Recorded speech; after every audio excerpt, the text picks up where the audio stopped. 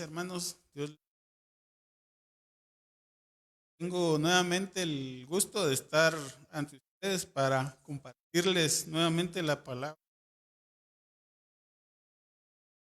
Tengo una introducción un poco larguita. Recuerdo que hace algunos meses yo les dije que íbamos a tener un tema introductorio, ¿verdad? Como ustedes saben, es monoteísta, ¿verdad? Y nosotros estamos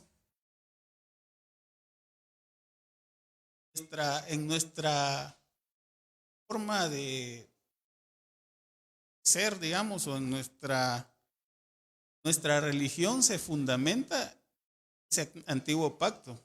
Fue renovado con la venida del Señor Jesús, ¿verdad? Por lo tanto, nuestra religión sigue siendo monoteísta, ¿sí?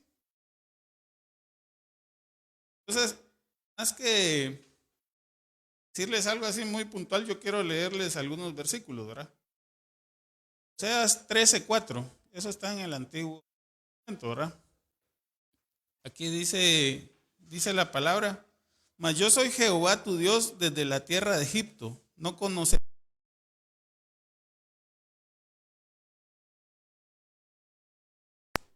Aquí en este versículo el profeta nos está hablando de parte del Señor, ¿verdad? De que no hay otro Dios, no hay otro Dios. Hay un solo Dios único para nosotros. Y eso sigue estando vigente el día de hoy. Ahora quiero llevarlo al Nuevo Testamento. Juan 17, 1 al 3. Este es el Señor Jesús. Dice: estas cosas habló Jesús, y levantando los ojos al cielo dijo: Padre, la hora ha llegado, glorifica a tu Hijo para que también tu Hijo te glorifique a ti. En el 2 dice: como le has dado potestad sobre toda carne para que dé vida eterna a todos los que le diste. Y en el 3 dice: y esta es la vida eterna, que te conozcan a ti, el único Dios verdadero, y a Jesucristo a quien has enviado. Podemos darnos cuenta de que hay un solo único Dios verdadero, ¿verdad? Al que nosotros adoramos. Y ahora, digamos, entrando siempre en el Nuevo Testamento, en este tiempo hemos estado estudiando Efesios, ¿verdad? La carta a los Efesios. En Efesios 5:20, que es parte de lo que vamos a leer hoy, dice el apóstol Pablo, dice: dando gracias siempre por todo al Dios y Padre, en el nombre del Señor Jesucristo. Como les dije, pues esta primera parte de introducción, la intención es quizá ir poniendo un poco de claridad en la relación que tenemos nosotros o sea, la relación que existe entre el Señor Jesús, el Espíritu Santo y el Padre. Digamos, culturalmente hace algunos años yo sí me recuerdo que normalmente se entendía esa diferencia. Se hablaba de que el Señor Jesús era poderoso y que el Padre es todopoderoso. Hay una diferencia, ¿verdad? Pero al transcurrir el tiempo eso como que se ha confundido, se ha perdido, ¿verdad? Y entonces a veces nosotros llegamos a pensar que Jesús es Dios, ¿verdad? O no sé, o sea, pues teológicamente, como se ha justificado eso en algunos lugares, es que dicen que son diferentes personas, pero es el mismo Dios verdadero. Yo, digamos, no quisiera entrar en esa polémica, pero digamos, lo que quiero yo es que vayamos cotejando eso contra la palabra para que de a poquito vayamos como quitándonos la venda, ¿verdad? No se las quiero jalar así solo porque se pueden lastimar y me pueden, después vamos a tener problemas. Dios les bendiga con esa parte. Bueno, ahora hablando ya del tema que nos trae el día de hoy. La iglesia de Éfeso es una iglesia constituida, de acuerdo con lo que nosotros conocemos. digamos, de los escritos bíblicos que hay y de los comentarios, la iglesia de Éfeso era una iglesia constituida. El mensaje que Pablo le da a la iglesia de Éfeso no es un mensaje en sí de conversión o de evangelismo, sino más bien para que se fundamenten y se cimienten, porque una de las quejas o de los reclamos hacia la iglesia es que había perdido su primer amor, ¿verdad? Y perder el primer amor, ¿qué implica? Porque nosotros, digamos, ya tenemos una relación establecida con el Padre, ya fuimos alcanzados, ya fuimos, digamos, limpias nuestras culpas, etcétera. Pero ya estamos adentro del cuerpo, pero perdimos el deseo de hacer las cosas, ¿verdad? Ya se volvió costumbre en nosotros. Ya no tenemos el mismo ímpetu de hacer las cosas, ¿verdad?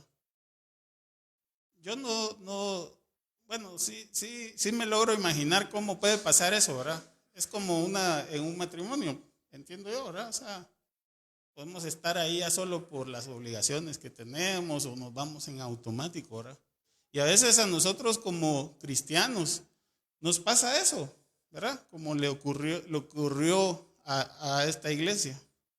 Ahora, yo quisiera hablarles un poco del tema de unidad, porque ahí se habla un tema de unidad como un tema de unión en el cuerpo, ¿verdad? Y de sujeción.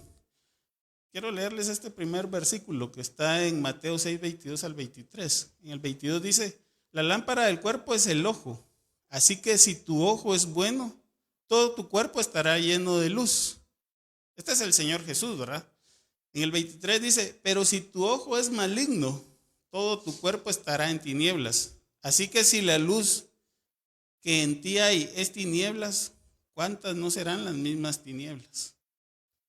Ahora, este versículo me va a servir para hablarles de un tema, y es que cuando nosotros estábamos muertos en nuestros delitos y pecados, ¿verdad? Sí.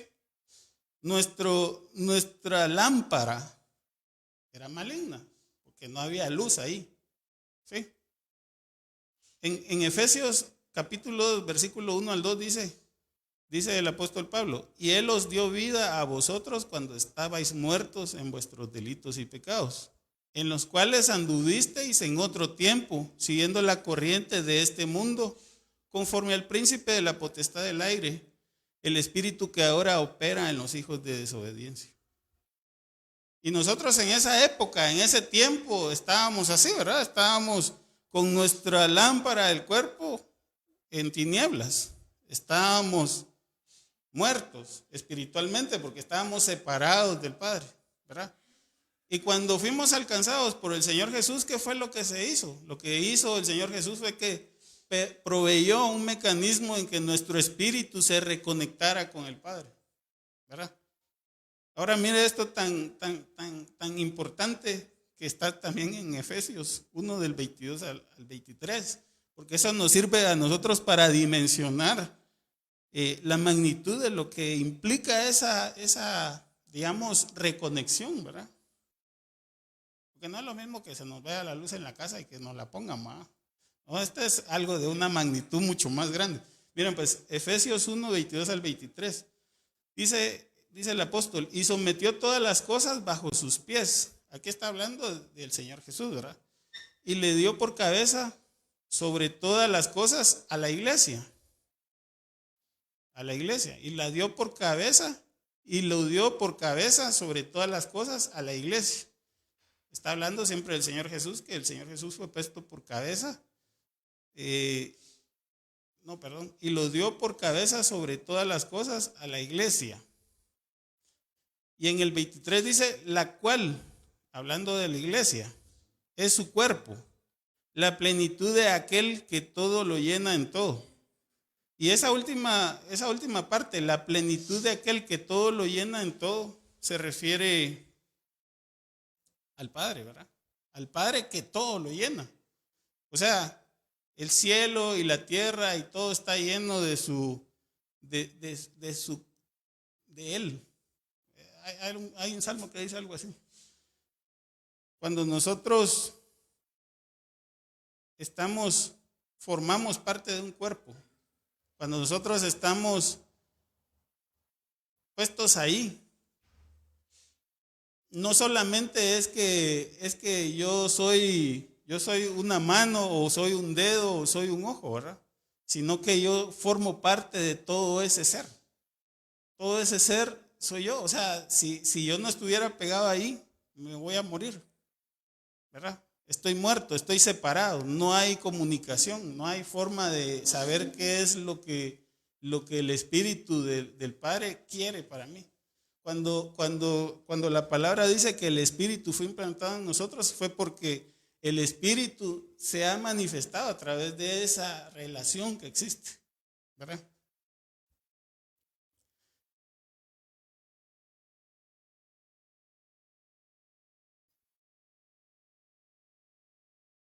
Entonces, el tema que les quiero compartir ahora es sobre los hijos de la luz. Pero antes de eso vamos a orar, ¿verdad?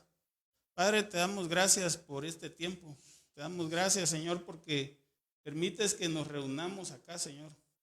Te pedimos, Señor, tu guianza, tu bendición, Señor, y tu favor para poder entender, para poder recibir en nuestros corazones, en nuestro espíritu, aquello que tú quieres darnos, Señor.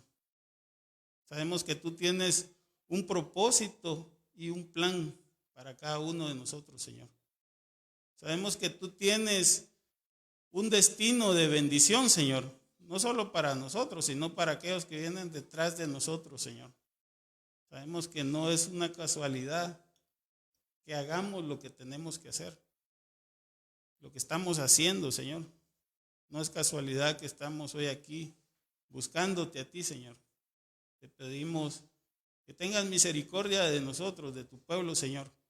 Que nos hables a través de tu Espíritu, Señor, que ha sido implantado en nosotros para poder entender, para poder salir de la circunstancia en la que estamos hoy enfrentando, Señor, y poder sobreponernos y seguir caminando para alcanzar aquellas cosas que tú ya estableciste para nosotros. Damos gracias por todo en el nombre de Jesús. Amén. Pues sí, entonces, importante entender el tema de que Dios llena todo en todo, ¿verdad? El Padre llena todo en todo, pero cuando nosotros analizamos esa parte nos damos cuenta de que por qué razón alguien que está desconectado no puede ser lleno del Padre. Y por eso es que habla de la plenitud, ¿verdad? La plenitud es la iglesia. Porque cuando nos llena a nosotros, entonces ya todo está lleno, ya no hay nada que falte por llenar. El tema que hoy les quiero hablar es de los hijos de la luz. En el siguiente pasaje, en la siguiente diapositiva tenemos las citas, son pocas citas, ¿verdad? Génesis capítulo 1, versículo 3 al 5, después vamos a estar hablando un poco de 2 Corintios 4, 3 al 6. Después vamos a estar en Efesios 4, 17 al 18 y vamos al final a Efesios 5. El primer tema que les quiero hablar es de esa luz que resplandece, ¿verdad? Porque eso es algo que toma muy en serio el apóstol Pablo en Efesios. Lo primero que quiero comentarle o leerle más bien es el versículo que está en Génesis 1, capítulo 1, del versículo 3 al 5. Aquí dice, la palabra dice, y dijo Dios, sea la luz, y fue la luz. Y en el 4 dice, y vio Dios que la luz era buena, y separó Dios la luz de las tinieblas. Y en el 5 dice, y llamó Dios a la luz día y a las tinieblas noche, y fue la tarde y la mañana un día. Aquí lo que necesitamos entender es a qué luz se refiere. Porque si usted sigue leyendo en Génesis, las lumbreras, ¿verdad? Las lumbreras, o sea, el sol y las estrellas y la luna fueron creadas al cuarto día, ¿verdad? Entonces queda la duda, ¿verdad? O sea, ¿qué luz fue la que fue creada ahí?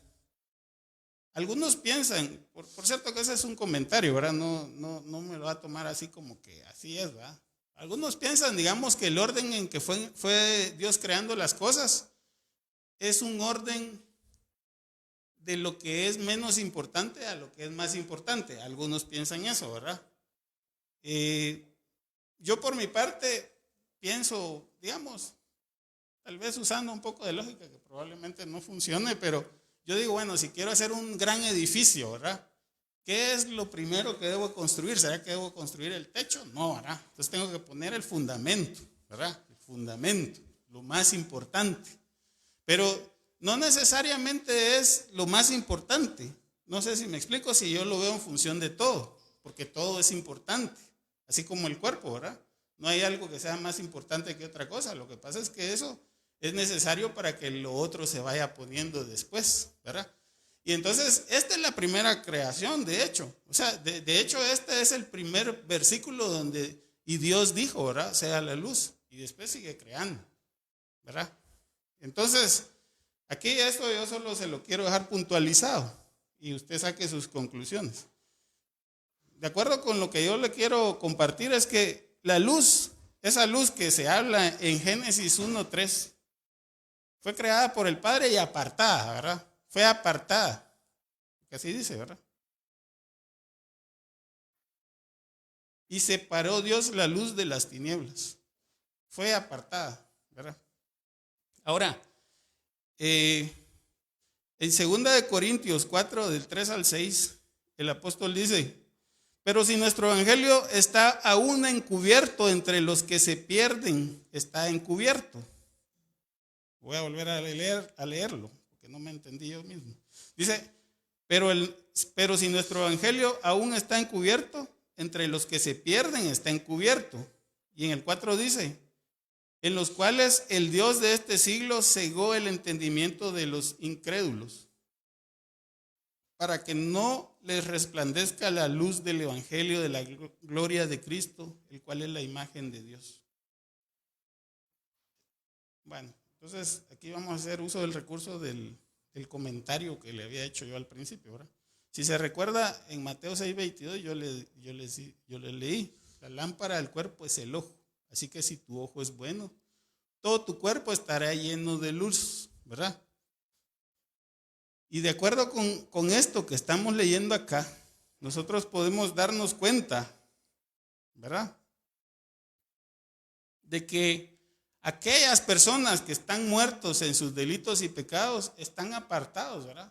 Pero están apartados no por una situación así tan casual, es que su entendimiento, su ojo, por así decirlo, está interrumpido, ¿verdad? O sea, está desconectado de esa luz, o sea, de ese todo que lo llena todo en todo, ¿verdad? Está desconectado. Y se necesita por eso ese acercamiento, que es a través del sacrificio del Señor Jesús que se obtiene, ¿verdad? Ahora vamos a seguir leyendo en Efesios 4, del 17 al 18. El apóstol continúa, dice, esto pues digo y requiero en el Señor, que ya no andéis como los otros gentiles que andan en la vanidad de su mente. Y en el 18 dice, teniendo el entendimiento entenebrecido, ajenos de la vida de Dios por la ignorancia que en ellos hay, por la dureza de su corazón. Nosotros podemos llegar a una conclusión que podemos llegar, ¿verdad? Es que nosotros somos esos hijos de la luz que fueron separados de las tinieblas, ¿verdad? Para alumbrar el entendimiento entenebrecido de aquellos que están aún muertos en sus delitos y pecados, ¿verdad? Que están todavía desconectados. Esa es nuestra función. En los evangelios también el Señor Jesús dice, vosotros sois la luz del mundo, ¿verdad? La luz no se esconde, la estoy parafraseando, porque no la estoy leyendo exactamente. No se esconde ni se pone ahí donde nadie la pueda ver, sino que se pone en lo alto para que alumbre. Y otra característica importante es que, aunque también es solo un comentario, ¿verdad? para que la luz funcione, para que la luz resplandezca, se necesita contraste, ¿verdad? ¿A qué me refiero yo con eso? Si yo vengo y ahorita, bueno, a mediodía, supongamos, cuando el sol está fuerte, está todo iluminado, yo voy a la calle y enciendo un foco, enciendo una vela, por muy fuerte que sea la luz, ni se va a notar, ¿verdad? Porque hay luz. ¿Qué necesito yo para que haga una diferencia la luz? El contraste, ¿verdad? Se necesita que haya tinieblas. Entonces, a veces, digamos, yo tal vez no quisiera que me malinterpreten, pero yo lo que intento decir es que las circunstancias por las que cada uno de nosotros está atravesando, que pueden ser de tinieblas, pueden ser situaciones complicadas con la familia, con el trabajo, con los amigos, yo que sé, en la congregación, donde sea que sea. Se necesita ese contraste para que tú alumbres, para que tú resplandezcas, para que tú puedas llevar ese mensaje a aquellos que tienen el entendimiento entenebrecido, ¿verdad? Para que puedan ser nuevamente vivificados, ¿verdad? Y eso es parte de, digamos, del primer amor, porque si nosotros, digamos, ya fuimos alcanzados y solo estamos aquí, digamos, pensando en, que venga el Señor pronto para que me lleve, ya no quiero trabajar. Mañana toca trabajar, ¿va? Y ya con tráfico, está más complicado. Entonces, pues, realmente estamos perdiendo el primer amor. Estamos perdiendo esa oportunidad que tenemos para alumbrar. Porque nosotros no... Alguien me decía hace unos años, ¿va? Cuando yo todavía estaba más joven y era más optimista, decía un cuate, vos deberíamos de inventar algo, hacer algo, ¿ah? ¿Y qué le digo yo? ¿Qué podemos hacer? Sí, ¿verdad vos? Es que ahorita ya todo se inventó. Así decía él, ¿va?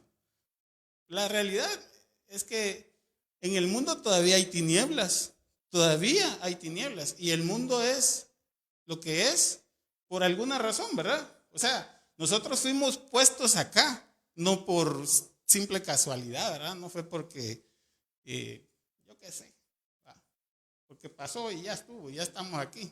No, tenemos un propósito por el que estamos acá. El jueves yo les hacía el comentario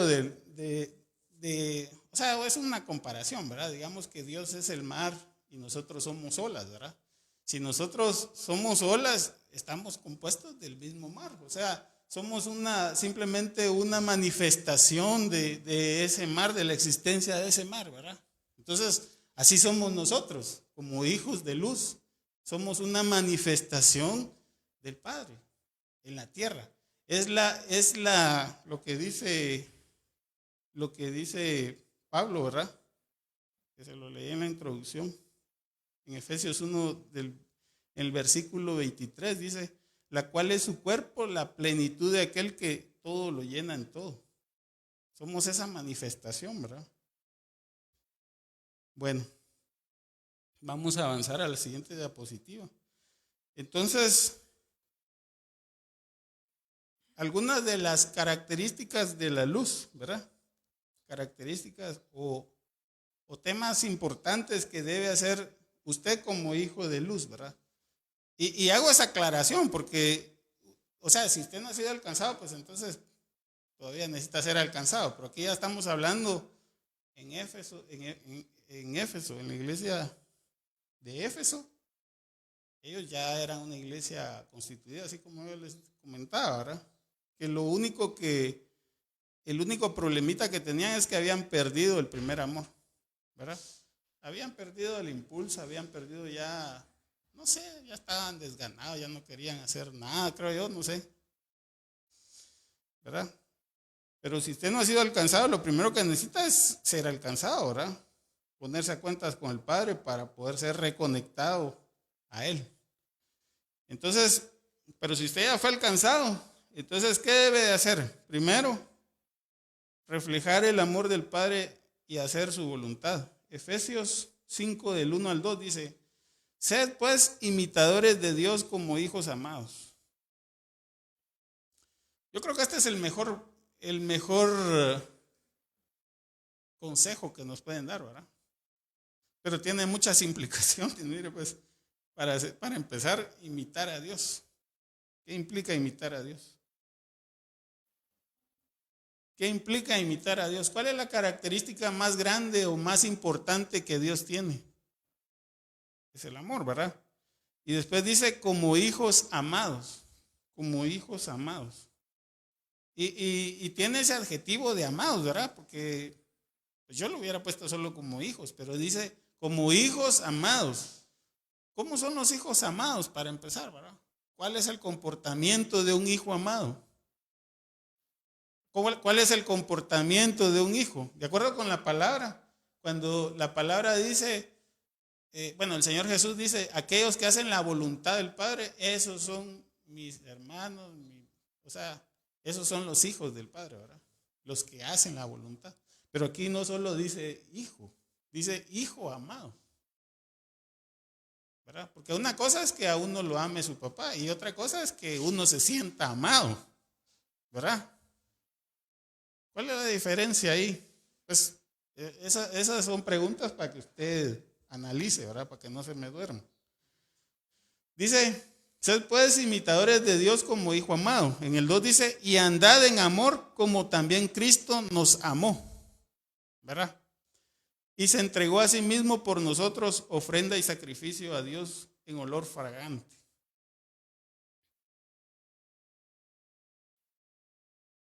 En Efesios 5, del 3 al 4 dice, pero fornicación y toda inmundicia o avaricia ni aún se nombre entre vosotros como conviene a santos. Y en el 4 dice, ni palabras deshonestas, ni necedades, ni truhanerías que no convienen, sino antes bien acciones de gracias. Y aquí yo también quiero volver a insistir un poquito. Mire, dice acciones de gracias, no solo dice dar las gracias, ¿verdad? ¿Qué implica una acción de gracia? ¿O qué puede implicar para nosotros o para usted? ¿Qué puede implicar una acción de gracia? Porque de hecho hay una celebración que se llama acciones de gracia, ¿verdad? Y lo que dice la gente es, bueno, es una forma de demostrarle a Dios que estamos agradecidos por todo lo que hace, ¿verdad? Eso es una celebración. Pero ¿qué implicaría? Mire, lo voy a volver a leer, vamos a ver. Es para que no se me duerma. Dice, pero fornicación y toda inmundicia o avaricia ni aún se nombre entre vosotros como conviene a santos. Ni palabras deshonestas, ni necedades, ni truhanerías que no convienen, sino antes bien acciones de gracias. Mire cuántas veces nos hemos encontrado en el chance maldiciendo realmente a nuestro jefe. ¿Cuántas veces nos hemos encontrado en la casa, tal vez ante una situación desesperante, ¿verdad? Que no tenemos dinero, maldiciendo ahí porque no tenemos no sé qué? Pues yo estoy hablando de mí, ¿verdad? No de ustedes. Pero en lugar de eso, ¿qué es lo que dice el apóstol? Mire, sino antes bien acciones de gracias. ¿Sabe? Que eso es muy diferente a solo de dar las gracias. Es que nosotros actuemos, vivamos de verdad agradecidos por lo que tenemos, porque puede ser que nosotros no tengamos dinero, está bien, pero tenemos salud, tenemos vida, tenemos un trabajo. Puede ser que no tengamos al mejor jefe, de hecho no sé si alguno pueda decir que tenga el mejor jefe, ¿va? Pero tenemos un trabajo, ¿verdad? No sé si me explico. Las acciones de gracia no solo es decir gracias, Padre, ya. Porque eso es fácil, ¿verdad? Es vivir, es demostrar que de verdad estamos agradecidos por aquello que el Padre nos dio. Porque aún en esa circunstancia pues nos sirve a nosotros para crecer, ¿verdad? Para cambiar aquellas cosas que tenemos que cambiar. Tal vez necesitamos más paciencia, tal vez necesitamos más amor, tal vez necesitamos, yo qué sé, ¿verdad? ¿Cuántas cosas puede ser que lo que necesitamos? Vamos a seguir leyendo. Efesios 5, del 5 al 7. Porque sabéis esto, que ningún fornicario o inmundo o avaro, que es idólatra. Por cierto que cuando está hablando aquí de avaro, bueno, ahí usted póngale la tilde donde vaya. Yo pienso que es avaro, que es idólatra. El avaro, ¿por qué es idólatra? Esa es una pregunta, ¿va? Porque ahí eso es lo que está diciendo. O inmundo o avaro que es idólatra. ¿Por qué? Un avaro, ¿qué es lo que busca? Es la riqueza, ¿verdad? Es la riqueza material, ¿verdad?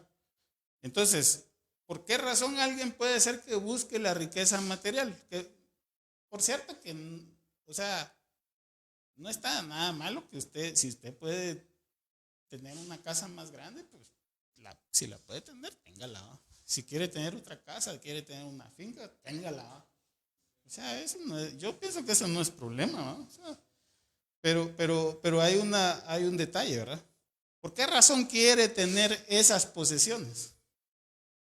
¿Por qué quiere tener? Esa es una pregunta que nos debemos de hacer nosotros sinceramente. Porque puede ser que nosotros lo que estamos buscando es estabilidad. Y puede ser que nosotros no sentimos que, bueno, sí, yo sé que yo soy cristiano, que Dios me ama, pero sí necesito tener dinero, ¿va? Si no, no me siento amado. Puede ser, ¿va? No sé. Pero quiere decir que nosotros estamos anteponiendo a alguien más en nuestra relación, ¿verdad? Cuando nosotros realmente, si nosotros decimos que Dios es todo para nosotros, deberíamos de depender de Él, no depender de una riqueza que es algo pasajero. Porque al final de cuentas la riqueza puede darnos comodidad, digamos, en nuestra vida terrenal. Nos va a dar comodidad, ¿verdad? Ya no nos vamos a preocupar por unas cosas, pero en cambio sí nos vamos a preocupar por otras cosas, ¿va? Yo nomás les digo, ¿va? No es que yo esté ahí, pero sí, o sea, por lógica, ¿va? O sea, si yo ya no, si por ejemplo ya tal vez ya no tengo que lidiar con un jefe, pero ahora voy a tener que lidiar con empleados, voy a tener que lidiar con el gobierno, con impuestos y otras cosas, ¿va? Entonces, lo único que estamos cambiando es el problema. O sea, metemos una solución, pero ahí vienen otros problemas que tenemos que solucionar. Y algunos dicen, sí, pero es que esos son mejores problemas que el otro problema. Está bien, ¿va? Pero al final de cuentas son problemas. Entonces, el hecho de que usted tenga riquezas no es que va a estar libre de problemas. No sé si me hago entender, ¿verdad? Pero ese tal vez no es el punto del apóstol. El punto del apóstol es que alguien que está buscando las riquezas en forma afanada, o sea, las riquezas y no busca al Padre, lo que él está haciendo es anteponiendo en la relación de él con Dios a alguien más, a otro Dios. Como le comenté al principio, ¿verdad? Nosotros somos una religión monoteísta, ¿verdad? Sin embargo, en la práctica sabemos que no es tan así, ¿verdad? En la práctica puede ser que algunos digan, no, Jesús es Dios. Perdón que lo hayan comentado. Puede ser que algunos digan, no, el Espíritu Santo es Dios. La Virgen María es Dios. Incluso, hasta en algunos casos, creo que hasta Satanás rivaliza con Dios, ¿verdad? Algo así como que Satanás tiene el mismo poder que Dios, ¿verdad? Entonces, la pregunta más bien que nosotros nos debemos de hacer es, ¿de verdad yo creo que solo Dios es Dios? Solo Jehová es Dios para mí, ¿verdad? ¿Quién más le puede hacer frente ahí a Dios, a ponerse a la par de Dios y hacerle sombra? Pregunto, pues, o sea, porque si para usted Satanás le puede hacer lo que él quiera, cuando él quiera y como él quiera, ¿verdad? Es que tal vez tiene más poder que Dios. Pero yo lo que sé, lo que yo he leído y lo que yo creo es que aún Satanás se tiene que sujetar a Dios. Si a Satanás no le dan permiso, no puede hacer nada, ¿verdad? Eso es lo que yo creo. Así que es un tema que tiene complicaciones, o sea, tiene repercusiones en nuestra forma de actuar, ¿verdad? Porque si nosotros creemos que solo hay un Dios, entonces de Él dependemos, ¿verdad? Nosotros no deberíamos de estar tratando de agradar a todo el mundo, solo a Él, porque Él es el único, ¿verdad? Si tenemos un solo Dios. Ahora, si en nuestro querer decimos, bueno, pero por si las moscas, entonces ya eso es otro problema, ¿va? Bueno, vamos a seguir.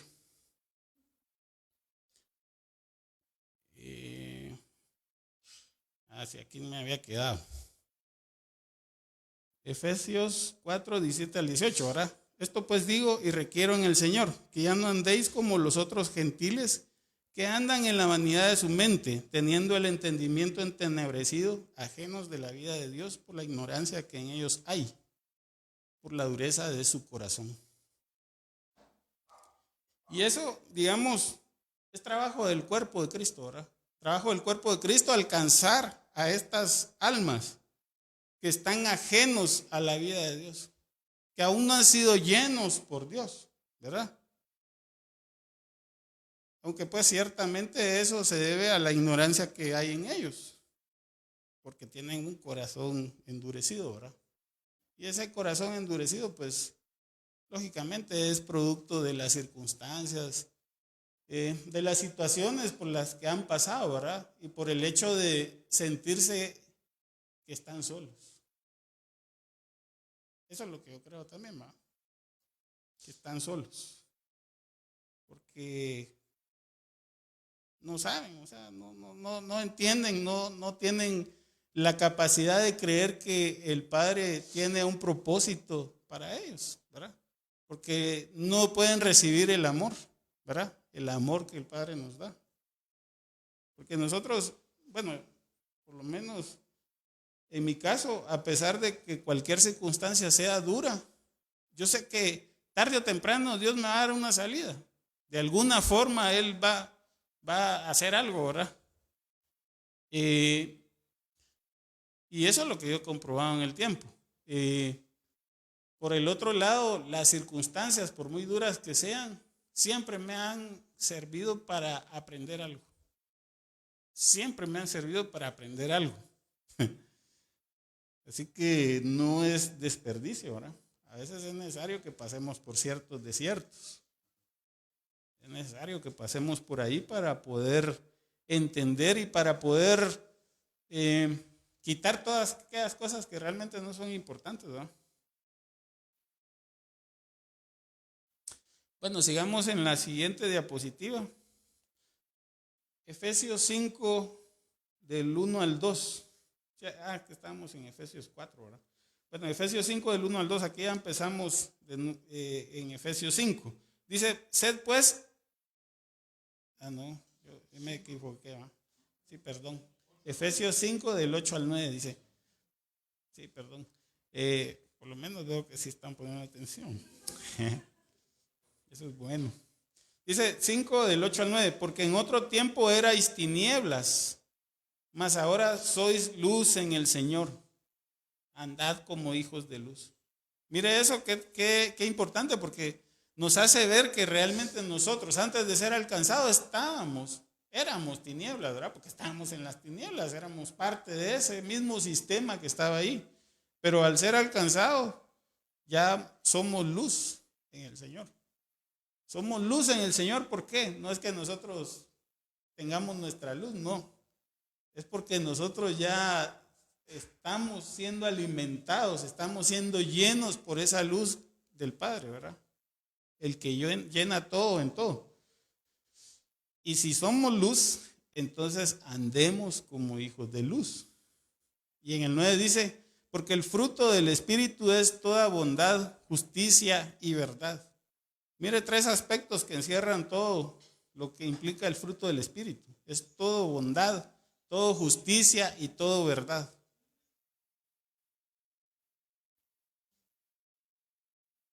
Y por esa razón nosotros podemos decir que fuimos apartados para hacer luz, ¿verdad? Así como en Génesis 1:3, que dice que separó Dios la luz de las tinieblas. Y aquí habla de lo mismo, pero en otro aspecto, ¿verdad? O sea, habla en un aspecto ya más puntual de nosotros como hijos de Él, ¿verdad? Porque en otro tiempo erais tinieblas, mas ahora sois luz en el Señor. Andad pues como hijos de luz. Efesios 5, del 10 al 12. Comprobando lo que es agradable al Señor. Mire, el Señor nunca, algo así como los dogmas de fe. Me estoy metiendo en problemas realmente. Bueno, los dogmas de fe, pues, yo lo que creo realmente es que Dios no es así. Mire, si no, ¿por qué el apóstol diría eso? Comprobando lo que es agradable al Señor. Si nosotros no tuviéramos la capacidad como hijo de comprobar qué es agradable a Él y qué no es agradable, nosotros viviríamos solo haciendo una cosa, ¿va? Puros robots. Pero Dios no es eso lo que quiere. Lo que busca es un corazón, ¿verdad? Un corazón dispuesto a Él que le ame sinceramente, con sinceridad, ¿verdad? Y no quiere decir que no nos podamos equivocar, ¿verdad? ¿Verdad? A veces los patojitos andan, así dicen, ¿verdad? Dicen que andan probando los límites. O sea, ver, pero no es que ellos lo digan, sino que en la práctica sí funciona, ¿verdad? O sea, por ejemplo, como no me han dicho que yo puedo tocar eso, entonces me voy a sentar ahí y empiezo a tocarlo, ¿va? Y si me dicen que no, entonces me quito. Y si no me dicen nada, entonces sigo ahí. Eso es probar los límites, ¿va? Ahora, ¿eso es malo? Es bueno. O sea, yo no creo que el niño se haya metido ahí solo para descomponer el piano, ¿va? No, él está, pues, le llamó la atención, quiso probarlo, ¿verdad? Y el apóstol dice eso, ¿verdad? Comprobando lo que es agradable al Señor. Dice 11, y no participéis en las obras infructuosas de las tinieblas, porque esa es otra cosa, ¿verdad? O sea, lo que nos es lícito, lo que nos es permitido, nosotros podemos probar, ¿verdad? O sea, yo qué sé, ¿será que de repente yo puedo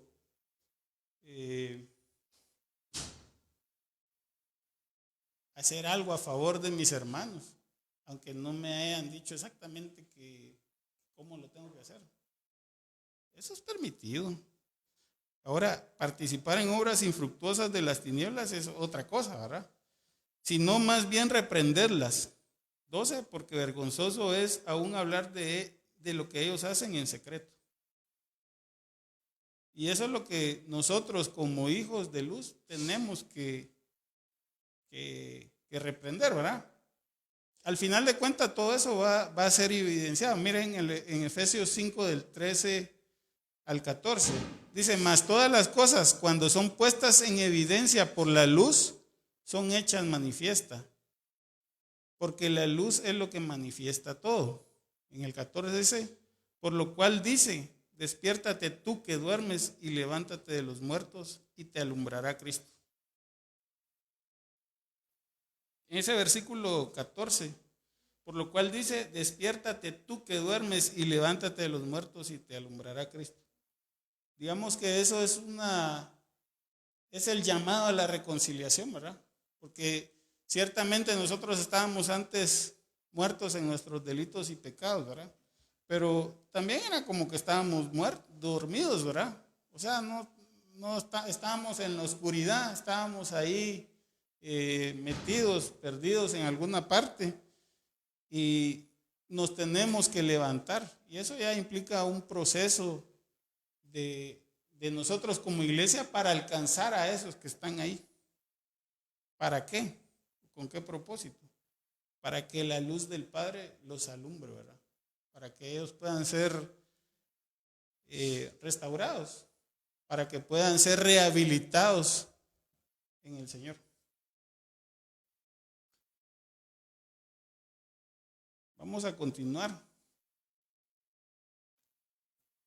La siguiente parte, después de imitar lo que el Padre es vivir sabiamente. Efesios 5 del 15 al 16 dice, mira pues con diligencia cómo andéis, no como necios, sino como sabios. 16, aprovechando bien el tiempo porque los días son malos. Y aquí yo quiero volver a pararme, ¿verdad? Porque nosotros pensamos, bueno, no sé qué es lo que pensamos realmente, pero a veces nos quedamos como dormidos, ¿verdad? O sea, no, como iglesia, como cuerpo, pensamos que no hay nada más que hacer, ¿verdad? Como personas, no sé. Y realmente el tiempo que nosotros tenemos en nuestra vida es poco. O sea, si nosotros lo vemos retroactivamente, Si yo me pongo hoy a analizar, bueno, ¿qué he hecho de verdad? ¿Qué he hecho para mi eternidad? ¿Qué tanto yo he aportado para esa eternidad que me espera? ¿Qué tanto he logrado? O sea, agradar el corazón del Padre. De acuerdo con las cosas que Él espera que yo haga, ¿verdad? ¿Qué tanto he hecho? Si pudiera establecer un porcentaje, ¿en qué porcentaje voy? Y después compararlo contra el tiempo de vida que me queda, ¿va? Bueno, si es que pudiera establecer como cuántos años voy a vivir, ¿verdad? Pero lo cierto es que en la palabra, por lo menos el apóstol Pablo dice aprovechando bien el tiempo, ¿verdad? A que aprovechemos bien el tiempo. O sea,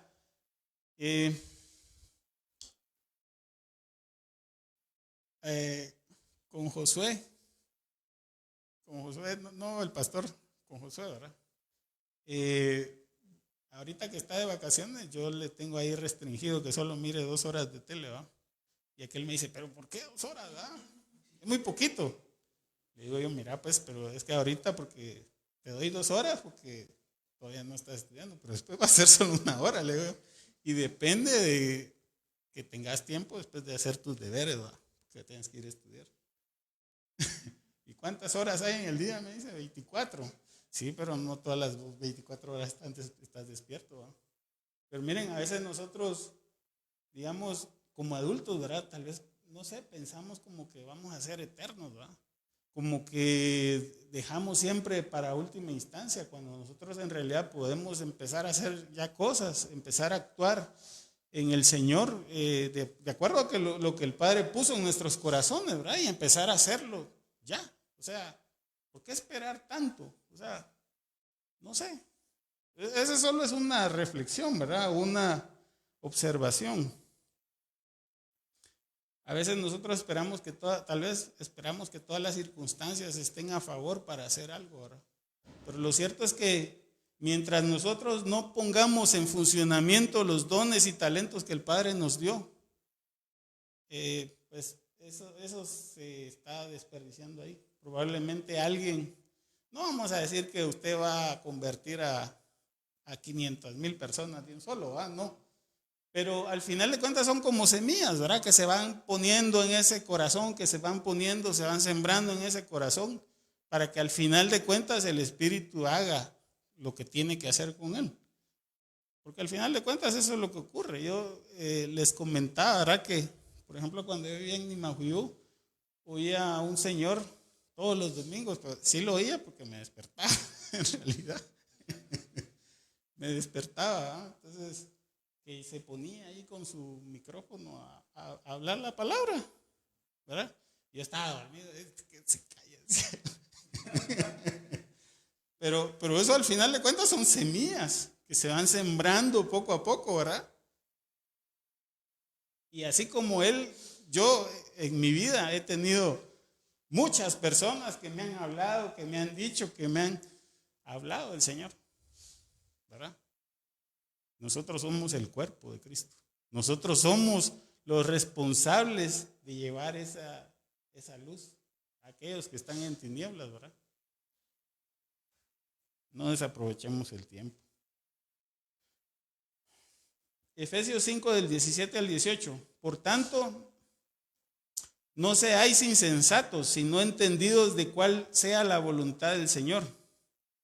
En el 18 dice, no os embriaguéis con vino en el cual hay disolución, antes bien sed llenos del Espíritu.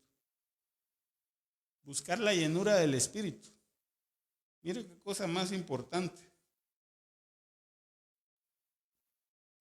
Para ser entendido en cuál es la voluntad del Señor. Y en Efesios 5 del 19 al 20 dice, hablando entre vosotros con salmos, con himnos y cánticos espirituales, cantando y alabando al Señor en vuestros corazones, dando siempre gracias por todo al Dios y Padre, en el nombre de nuestro Señor Jesucristo. Y esto es lo que comentábamos, ¿verdad? De las acciones de gracia. Porque, miren, nosotros tenemos por costumbre, por ejemplo, dar las gracias cuando comemos, ¿verdad? Dar las gracias cuando nos dormimos. Incluso digamos, en el orden de dificultad, preparar un mensaje para la congregación, ¿verdad? Así como yo lo estoy haciendo, pararse aquí y hablarlo, representa una cierta complejidad, ¿verdad? Dificultad, digámoslo así. Pero vivirlo, vivir todas esas cosas que nosotros hablamos y decimos, ¿verdad? Y las que compartimos en nuestros tiempos de que tenemos en la congregación, ¿verdad? Es una cosa diferente. Y a eso es lo que nos está llamando el apóstol Pablo, ¿verdad?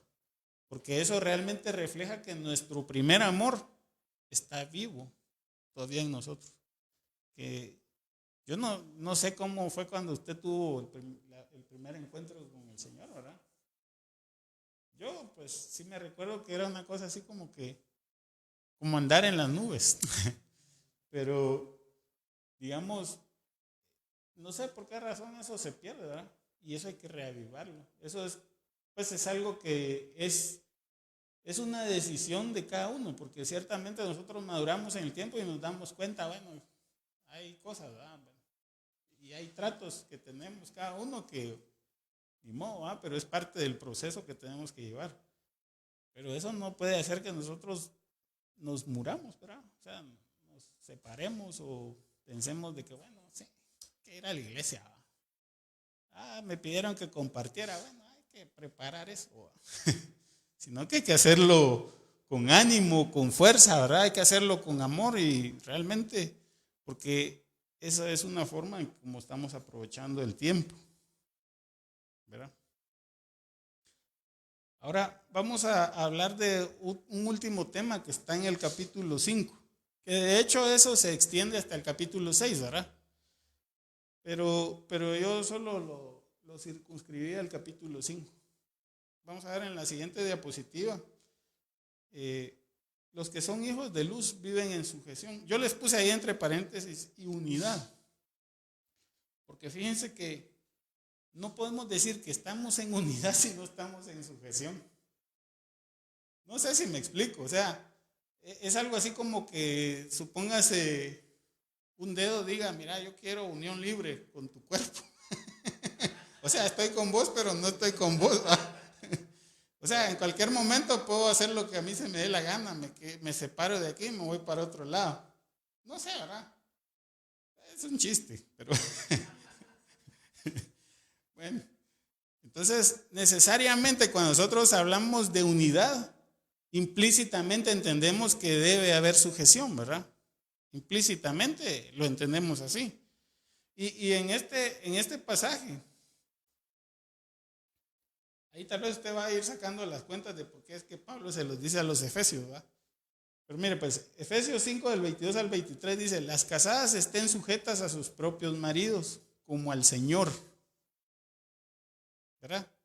Y aquí está haciendo una comparación, digamos, entre una relación de matrimonio entre dos personas, ¿verdad? Y la relación que existe entre la iglesia y Cristo. La iglesia que es su cuerpo, ¿verdad? Porque también, bueno, hace algunos meses también yo les comentaba, ¿verdad? Que en la palabra se habla de la iglesia como la novia del Cordero. O sea, todos nosotros somos la novia del Cordero, ¿verdad? Nosotros estamos unidos al Señor, ¿verdad? Y por lo tanto, entonces, tanto la iglesia como la esposa están sujetos a Él. Entonces dice, la casada está sujeta a sus propios maridos como al Señor, porque el marido es cabeza de la mujer, así como Cristo es cabeza de la iglesia, la cual es su cuerpo y Él es su Salvador. Aquí hay otro detalle también que puede ser un poco complicado de ver. Pero mire, ¿cuál es la función del esposo? O sea, hablando de una relación marital, digámoslo así, ¿verdad? Y nosotros podemos, digamos, entender que si el Señor Jesús hace estas cosas con la iglesia, entonces el esposo debería hacer lo mismo con la esposa, ¿no? Mire, el marido es cabeza de la esposa, de la mujer, así como Cristo es cabeza de la iglesia. Pero aquí al final dice, la cual es su cuerpo. O sea, la iglesia es el cuerpo del Señor, la esposa es el cuerpo del esposo, ¿verdad? Y Él es su Salvador. Pero en el sentido de Salvador es el que se debería de entregar por ella.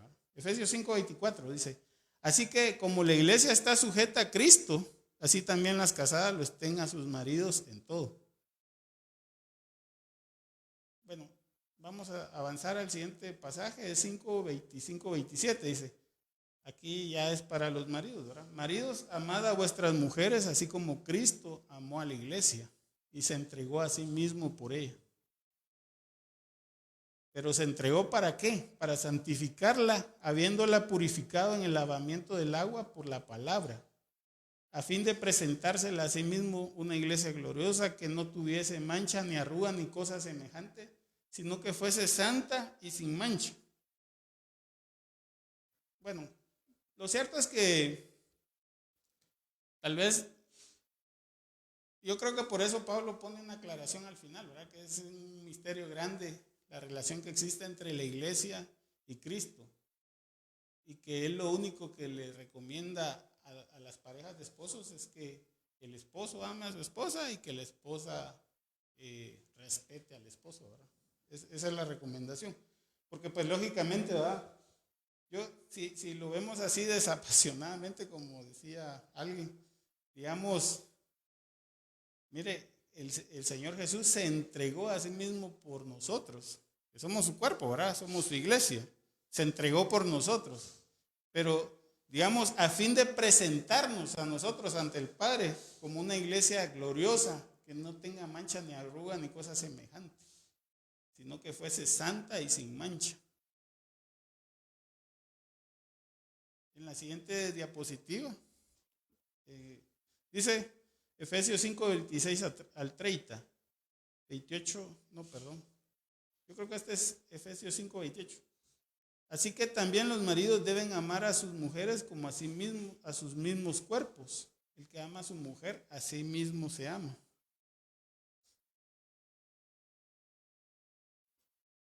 Y aquí se ve esa unión, ¿verdad? Se ve el tema de la unidad.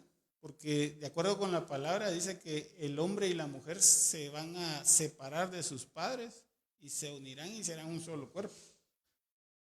Y por eso es que el apóstol dice eso, ¿verdad? Los maridos deben de amar a sus mujeres como a sus mismos cuerpos. El que ama a su mujer a sí mismo se ama. Efesios 29:30. Porque nadie aborreció jamás a su propia carne, sino que la sustenta y la cuida, como también Cristo a la iglesia. Y en el 30 dice, porque somos miembros de su cuerpo, de su carne y de sus huesos. Y en el 31 al 32 dice, por esto dejará el hombre a su padre y a su madre y se unirá a su mujer, y los dos serán una sola carne. El apóstol dice ahí, en el 32, grande es este misterio, mas yo digo esto respecto de Cristo y de la iglesia. O sea, eso no, en otras palabras, no quiere decir que así es la relación entre un esposo y una esposa, ¿verdad? En lo terrenal. Más bien dice en el 33, cada uno de vosotros ame también a su mujer como a sí mismo y la mujer respete a su marido. Pero digamos que lo importante de este pasaje es entender, digamos que nosotros como cuerpo y nuestra cabeza, ¿verdad? Estamos unidos en un solo cuerpo. Si nosotros hablamos de unidad, también estamos hablando de que estamos sujetos, ¿verdad? Que hay un orden establecido en esa unidad, ¿verdad? Y claramente se ve, digamos, de que si Cristo es la cabeza y el cuerpo es su iglesia, esa es la primera, es, digamos, el orden de jerarquía, digámoslo así, Cristo, y después viene la iglesia, ¿verdad? Y eso también se entiende que funciona dentro del núcleo familiar, ¿verdad? La cabeza del hogar y los que están dependientes, ¿verdad? Pues en nuestra época no podemos hablar de que en todos los casos es un esposo y una esposa, ¿verdad? O sea, es un núcleo familiar, digámoslo así, ¿verdad? Para no meternos en Honduras. Y ahí hay una cabeza y bueno, o sea, esa cabeza tiene su cobertura con el Señor Jesús, ¿verdad?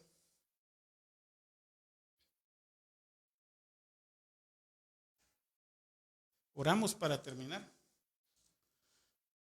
Padre, te damos gracias por tu palabra, Señor. Te damos gracias, Señor, porque sabemos que tú tienes establecido, Señor, todas las cosas para cada uno de nosotros, Señor. Que todas aquellas cosas que nosotros deseamos, que nosotros anhelamos, Señor, van a ser hechas por ti en su tiempo, Señor. Te pedimos, Padre, en el nombre de Jesús, que nos ayudes a tener vivo ese fuego de amor por ti, Señor, para que no se extinga, para que podamos seguir avanzando en tus caminos, Señor, para que podamos seguir anhelando tu presencia, Señor, cada uno de los días de nuestra vida, de aquí hasta que nos volvamos a encontrar, Señor. Te damos gracias por tu amor y por tu bondad. En el nombre de Jesús. Amén.